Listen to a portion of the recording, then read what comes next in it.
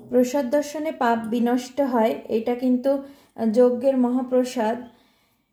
এই যে বাবারা সন্ধ্যার সময় যজ্ঞ থেকে ফিরেছে আর এই মালসা প্রসাদ কিন্তু নিয়ে এসেছিল।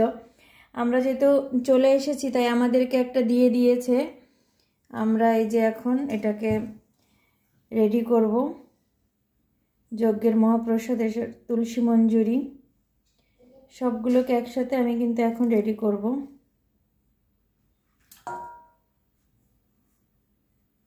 এই গামলার মধ্যে আমি কিন্তু এক এক করে সবগুলোকে ঢেলে নেব। প্রচুর মিষ্টি থাকে এই প্রসাদের মধ্যে, অনেক মিষ্টি থাকে, কলা মিষ্টি, ফল, লুচি, কলা এগুলোকে আলাদা করেছি। এই যে এর মধ্যে দেখুন তলায় আছে এই যে বড় বড়, এটাকে কি বলে, এটা হচ্ছে এক ধরনের মিষ্টি।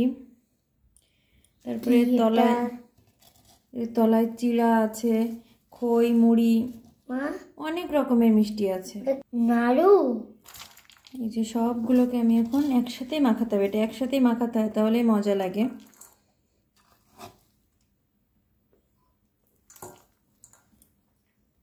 এই যে সবগুলোকে আমি গামলায় ঢেলে নিয়েছি, এবার কিন্তু এগুলোকে মাখাতে হবে, সুন্দর করে করে এগুলোকে মাখাতে হবে।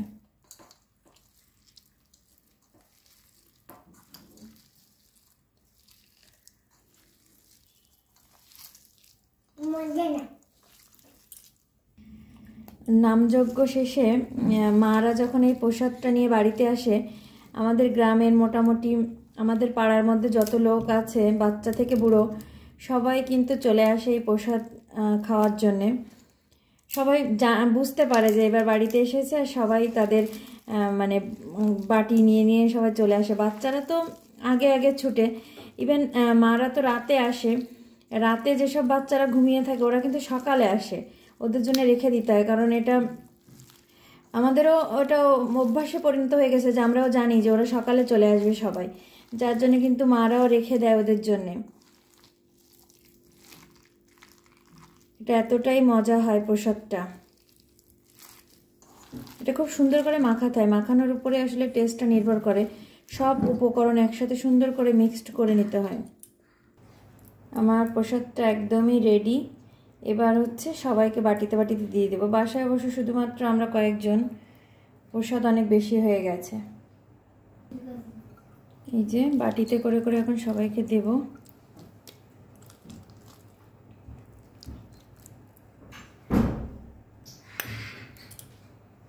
খাচ্ছ বাবা?